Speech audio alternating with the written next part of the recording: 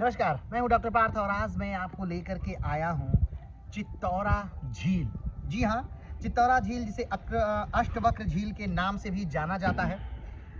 ये उत्तर प्रदेश में स्थित एक झील है। यह बहराइच शहर से लगभग 8 किलोमीटर दूर गोंडा रोड पर चितौरा या चित्तौरा गांव के पास स्थित है। अक्टूबर या अगस्त से लेकर अक्टूबर तक मानसून के दौरान यहाँ कई प्रवासी पक्षी पाए जाते हैं। इस झील से टेरी या टेढ़ी नदी नामक एक छोटी नदी निकलती है। यह नदी गोंडा से आगे जाकर सरयू नदी में मिल जाती है। पौराणिक ग्रंथों में इसका उल्लेख कुटिला गंगा के रूप में किया गया है। चित्तौरा झील एक हिंदू तीर्थ स्थल है। स्थानीय किंवदंतियों के अनुसार महाराजा जनक के गुरु अष्टावक्र मुनि के श्राप के कारण अपने शरीर के 8 स्थानों से टेढ़े हो गए थे। उन्होंने टेढ़ी नदी के तट पर एक आश्रम बनाया था और यहीं रहते थे। यहाँ प्रतिदिन नदी में स्नान करने से उनके टेढ़े शरीर का कायाकल्प हो गया था, जिसमें उनके शरीर का टेढ़ापन खत्म हो गया था। अगर हम और इतिहास के बारे में बात करें तो राजा सुहेल देव मंदिर, ऐतिहासिक साक्ष्यों के अनुसार झील के किनारे का क्षेत्र 11वीं शताब्दी में राजा सुहेल देव और मुस्लिम आक्रमणकारी गाजी सैयद सलार मसूद के बीच हुए युद्ध का स्थल है, जिसमें सुहेल देव ने गाजी को हराया था।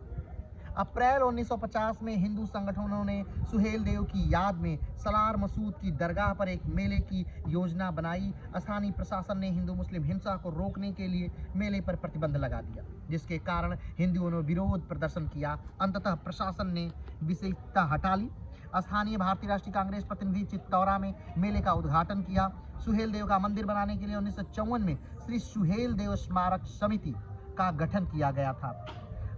अगर हम बात करें, इस भूमि पर कई चित्रों और मूर्तियों के साथ सुहेल देव का एक मंदिर बनाया गया था। 2001 में हिंदू कार्यकर्ताओं ने महाराजा सुहेल देव स्मारक समिति का गठन किया, जो हिंदू धर्म के रक्षक के रूप में सुहेल देव को याद करने के लिए विभिन्न कार्यक्रमों का आयोजन कर रही है। अगर हम यहाँ पे जैव विविधता की बात करें तो चित्तौरा झील में carp, catfish, perch, feather, bank, गोभी और बफर की विविध प्रजातियाँ पाई जाती हैं। मछलियों की विविधता और चित्तौरा झील की संचरण स्थिति की जान यहाँ बेहतरीन एक जैव विविधता है। अगर हम बात करें कि चित्तौरा झील के क्यों प्रसिद्ध है, तो चित्तौरा झील प्रसिद्ध है अपनी शांति के लिए। चित्तौरा झील प्रसिद्ध है वहाँ से निकलने वाली टेढ़ी नदी के लिए। अब जैसे यहाँ के माहौल को अगर आप देखेंगे तो आपको ज्ञात होगा कि यहाँ पास में एक झील है जिसे चित्तौरा झील कहते हैं। उससे निकलने वाली बगल में एक टेढ़ी नदी है। यहाँ सारे आम के वृक्ष हैं, जिनके जड़ों को जब आप देखेंगे तो लगेगा कि पानी के कटाव ने उनके जड़ों से मिट्टियों को हटाने का भरपूर प्रयास किया है। इसके पीछे जब आप देखेंगे तो आप देख पाएंगे कि एक रोड है। उसके पीछे जब आप देखेंगे तो आपको दिखेगा कि रेलवे लाइन है, और दूसरी तरफ जब आप देखेंगे तो एक फैक्ट्री आपको दिखेगी। और आप जब गूगल मैप पे देखेंगे तो टेढ़ी नदी नहीं दिखेगी। हाँ, गूगल मैप पे टेढ़ी नदी आपको एकदम नहीं दिखेगी। टेढ़ी नदी के अगर बारे में हम बात करें तो टेढ़ी नदी अब लगभग 235 किलोमीटर लंबी है, और वो अपना ज़्यादातर जो भाग है वो गोंडा में ही चलती है, और वो गोंडा की लाइफ लाइन के तौर पर जानी जाती है। टेढ़ी नदी के बारे में और कुछ बताइए। टेढ़ी नदी गोंडा की लाइफ लाइन कही जाती है। यहाँ पास में ही एक चीनी मिल है जिसका नाम चिलवरिया है। चिलवरिया में स्थित चीनी मिल है। उसका जितना भी अपशिष्ट जल होता है वो टेढ़ी नदी में डाल दिया जाता है, और आगे जाके टेढ़ी नदी को ब्लॉक कर दिया गया है। वहाँ पे बालू से भरे बोरी, जाल वगैरह लगा लगा के पानी को रोक दिया गया है, जिसके कारण पानी रुक जाने से वहाँ पर जलकुंभी का वो उत्पत्ति हो गई है। जलकुंभी जो है वो पानी को रोक रहा है, किसी तरह से वो उसको बचाने की कोशिश कर रहा है, किसी तरह से उसके लिए हानिकारक भी है। और पानी रुक जाने की वजह से वहाँ के जीव जंतु उस पानी के मर गए हैं, जिससे कि एक मृत नदी क्षेत्र का निर्माण हो गया है। और फिर आगे जाकर उसका रास्ता सूख गया, मतलब नदी सूख गई है। फिर गोंडा के कई जगहों पे तो नदी का कोई अस्तित्व ही नहीं है। गोंडा में जब राजेंद्र नाथ लाहिड़ी जी को फांसी दी गई थी, तो उसके बाद उनका अंतिम संस्कार इसी नदी के किनारे किया गया था। और इसी अष्टवक्र का आश्रम भी इसी नदी के किनारे है। के किनारे है। और भी बहुत सारी चीज़ें हैं टेढ़ी नदी को जो विशेष बनाती है। सबसे ज़्यादा विशेष बात इसकी ये है कि इसका रास्ता बहुत टेढ़ा मेढ़ा है। कभी बारिश होती है तो इधर से हो जाता है, तो कभी बारिश होती है तो इधर से हो जाता है। इस वजह से भी इसके जो मैपिंग सरकारी कागजों में की गई या कि करने की कोशिश की गई वो सही तरीके से नहीं की गई। तो बहुत कम चौड़ाई की कहीं कहीं 20-25 फीट ही नदी के लिए एक नाले के रूप में छोड़ा गया है, कहीं कहीं ज़्यादा क्षेत्र छोड़ा गया है। तो और बीच में से नदी को नहर के रूप में परिवर्तित करके 2 रास्ते दे दिए गए, तो नदी का प्रवाह और पतला हो गया। तो नदी के अस्तित्व पर इस समय प्रश्न चिन्ह है और हमें इसके लिए काम करने की आवश्यकता है। गोंडा वासी होने के नाते भी, एक बहराइच वासी होने के नाते भी, एक उत्तर प्रदेश वासी होने के नाते भी और एक पृथ्वी का प्राणी होने के नाते भी। जैसे कि इस समय अगर नदियों के बारे में बात करें तो बहुत बड़े बड़े शहर जो हैं नदियों किनारे बसे हैं। जैसे लंदन एक बेहतरीन नदी किनारे बसा, टेम्स नदी किनारे बसा है और टेम्स नदी उसकी लाइफ लाइन है एक तरह से कह सकते हैं। हाँ। और पेरिस की सीन नदी, हाँ एकदम। और हम लोग के वाराणसी की गंगा नदी, हालांकि उस पर भी बहुत सारे प्रश्न विवाद चलते रहते हैं, लेकिन यातायात के साधन के रूप में भी नदियों का शुरू से प्रयोग किया जाता रहा है। सभ्यताओं का पालना कही जाती रही है नदी। मुझे तो ये लगता है कि गोंडा में जब शुरुआती सभ्यता का विकास हुआ होगा तो टेढ़ी नदी ने बहुत ही ज़्यादा भूमिका निभाई होगी, लेकिन आज उसके गोद में पलने वाली पीढ़ी उसके अस्तित्व पर ध्यान नहीं दे रही।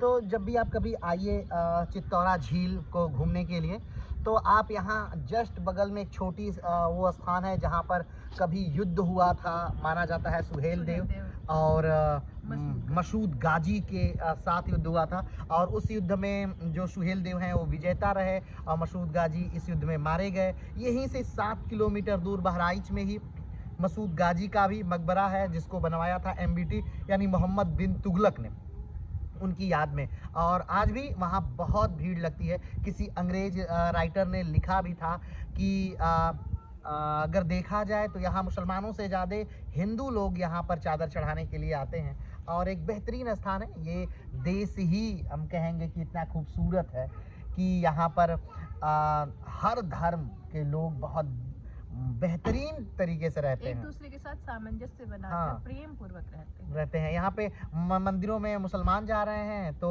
मज़ारों पर हिंदू जा रहे हैं। तो ये बहुत बहुत बेहतरीन देश है। तो जब भी कभी आप चित्तौरा आइए तो उन्हीं सुहेल देव की याद में वो जो क्षेत्र था युद्ध का मैदान हमारी इतनी डाइवर्सिटी है और फिर भी हम अपना अस्तित्व इस दुनिया में बनाए हुए हैं। विदेशियों को सबसे ज़्यादा इसी बात से प्रॉब्लम है कि भारत में इतनी डाइवर्सिटी है, इतनी जाति है, इतने धर्म है, इतने बटे हुए लोग हैं, लेकिन फिर भी वो एक कैसे हैं। नॉर्थ ईस्ट वाला साउथ में चल जाए तो लगेगा ही नहीं देखने से कि वो इंडियन है, साउथ वाला नॉर्थ में चला जाए तो लगेगा ही नहीं देखने से कि वो इंडियन है, लेकिन फिर भी हम इंडियन है। एक संविधान, एक देश, एक ही सब कुछ, लेकिन फिर भी हमारे में इतनी विविधता है एक गुलदस्ते की तरह, और हम इसको पाकर गौरवान्वित महसूस करते हैं। और विदेशियों को सबसे ज़्यादा यही बात प्रॉब्लम भी करती है। और यहाँ जब भी आप चित्तौरा झील आइए तो बगल में ही वो युद्ध क्षेत्र है और वहाँ पर शिलान्यास किया है हमारे माननीय प्रधानमंत्री मोदी जी ने। और उसमें एक बेमिसाल बहुत ऊंची मूर्ति सुहेल देव की बनाई गई है जो घोड़े पर अपना तलवार लेकर के अपने धनुष बाण के साथ बैठे हुए हैं और बहुत विशाल एरिया है। और इस पूरे चित्तौरा झील के किनारे किनारे उसके घाट बनाए गए हैं और बहुत खूबसूरत स्थान बनाया गया है। तो जब भी कभी आप बहराइच आइए तो मसूद की दरगाह पर जाइए, ज़रूर से जाइए। और उसके बाद आप यहाँ पर सुहेल देव कि जो बहुत बेहतरीन खूबसूरत जगह बनाई गई है यहाँ पर भी आइए। और उसके बाद आप चित्तौरा झील को भी देखिए, यहाँ से निकलने वाली टेढ़ी नदी को भी देखिए। तो बहराइच में मुख्य खास जो पॉइंट है वो इतने ही है। चलिए आज के लिए इतना ही, फिर मिलते हैं एक नए वीडियो के साथ, नए स्थान के साथ। तब तक के लिए नमस्कार, धन्यवाद, जय हिंद।